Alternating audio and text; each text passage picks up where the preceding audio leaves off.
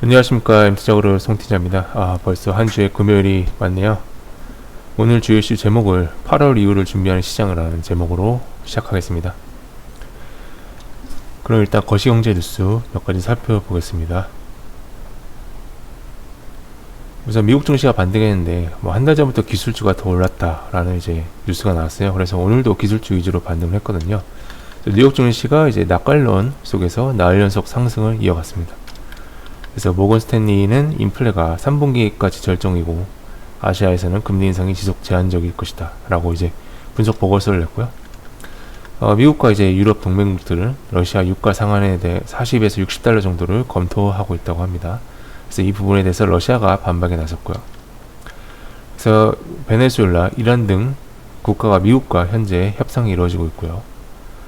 중국에서는 2200억 달러의 경기부양적 채권 발행을 고려하고 있다는 소식입니다. 2200억 달러 구하면은 우리나라 돈으로 한 200조 정도 되는 큰 규모죠.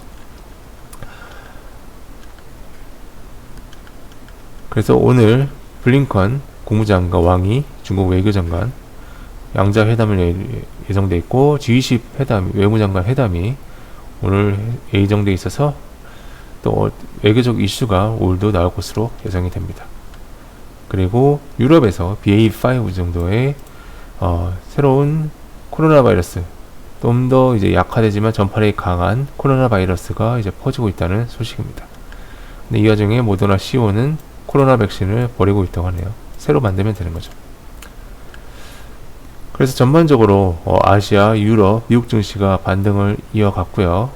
S&P 500 증시가 1.5% 반등하면서 반등의 폭을 어느 정도 채운 느낌으로 보시면 되겠습니다. 그래서 전반적으로 상승했고 에너지 가격, 에너지 섹터 상승, 테슬라 등 빅테크 위주의 상승, 그리고 채권금리의 상승으로 금융주들이 다시 반등을 보여줬고요. 그동안 시장의 방어주 역할을 하던 헬스케어 섹터는 보합을 유지한 채 마감하였습니다. 여전히 시장은 그 당장 공포로 나름 괜찮은 상대적으로 괜찮은 지표를 보여주는데요. 채권금리는 이제 전반적으로 상승했죠. 왜냐면 연준에서 금리를 올린다고 했으니까요. 그리고 달러 지수는 107로 여전히 강세. 이 상황에서 채권금리 이제 채권 가격 하락에 따른 안전자산 수급이 위험자산인 필라델피아 반도체 등 증시로 그리고 비트코인, 이더리움도 암호화폐로 몰려들었다고 볼 수 있겠습니다. 그래서 미국 경제는 고용이 탄탄한 상황 속에서도 이제 물가가 치솟아서 금리 인상에 따른 긴축 발작이 그동안 심하게 일어났죠. 그동안의 증시, 원자재, 채권 시장이 거품이었다는 것을 증명한 셈입니다.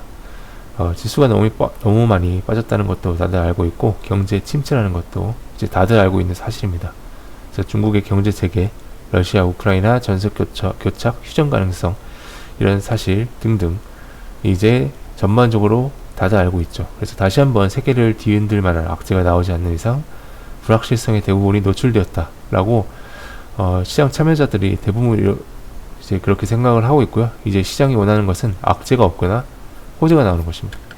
그래서 미증시는 특별한 악재가 나오지 않는 상황 속에서 이제 반등 수급이 들어왔다고 볼 수 있겠고요. 금리 인상 기대에 따른 채권 금리 상승에 따라 위험 자산으로 수급이 반영되었습니다. 문제는 이제 거래대금이 상대적으로 적다는 거죠. 거래대금이 상대적으로 적고 있다. 3일 연속 감소를 하고 있다. 그래서 반등을 이어지면 있을수록 차익 실현 매물은 더더욱 나올 것이다. 라는 것을 알 수 있습니다. 그래서 반등 시 매도하려는 주체도 분명히 존재합니다. 중국이 2200억 달러 채권 발행 고려하고 있다는 소식은 나름 긍정적 소식으로 해석되었고요. 이 부분은 유가와 원자재를 소폭 끌어올렸습니다. 그리고 어제 말씀드린 대로 이번 달에 발표될 6월 CPI는 어느 정도 높을 가능성이 높습니다. 그런데 이제 시장은 이미 8월에 발표될 7월 CPI가 다소 낮을 것이라는 것을 선반영하고 있는 듯합니다. 그래서 이거는 프레디백에서 발표한 30년 고정 모기지 평균 금리 지표입니다. CPI가 높은 원인 중 하나가 바로 임대료인데 금리는 오르는데 주택가격이 더 이상 오를 것 같지 않으니까 월세로 전환하는 사람들이 많아졌고 그래서 미국의 월세 가격이 그동안 치솟았습니다. 이 고정 모기지 평균 금리가 지난주 5.7%에서 이번 주 5.3% 큰 폭으로 떨어졌다는 소식인데 이제 경기 침체 하락의 시그널이지만 한편으로는 임대료 하락의 신호탄이 될 수도 있습니다. 너무 과한 월세 몰림도 문제고 너무 과한 주택 구매도 문제이기 때문에 시장은 항상 균형 상태가 최적의 상태이기 때문에 금리 인하는 나름대로 다시 월세보다는 주택 구매 효과로 이어질 수 있다는 점을 로 해석될 수 있겠습니다. 그래서 어제 우리 증시는 삼성전자의 실적 발표 호조 그리고 5월 경상수지 흑자 등의 긍정적 소식에 힘입어서 환율이 내려가고 증시가 상승했습니다. 오늘 미국 증시가 반등을 보여줬기 때문에 갭상승으로 시작할 것으로 보여지고요. 다만 차익 매물이 강할지 다음 주 기대감이 강할지는 판단하기 어렵습니다. 다음 주에는 미국 6월 CPI, PPI, 생산자 물가지수, 소비자 물가지수 그리고 한국은행 금통위에서 금리 인상 여부, 바이든의 사우디 방문 등이 일정이 예정되어 있습니다. 이제 이 하나하나가 글로벌 그리고 미국 국내 시장의 중요한 일정입니다. 그래서 시장 주목 관련 섹터를 여전히 관망 그리고 올 수급 들어올 것으로 예상을 하고요.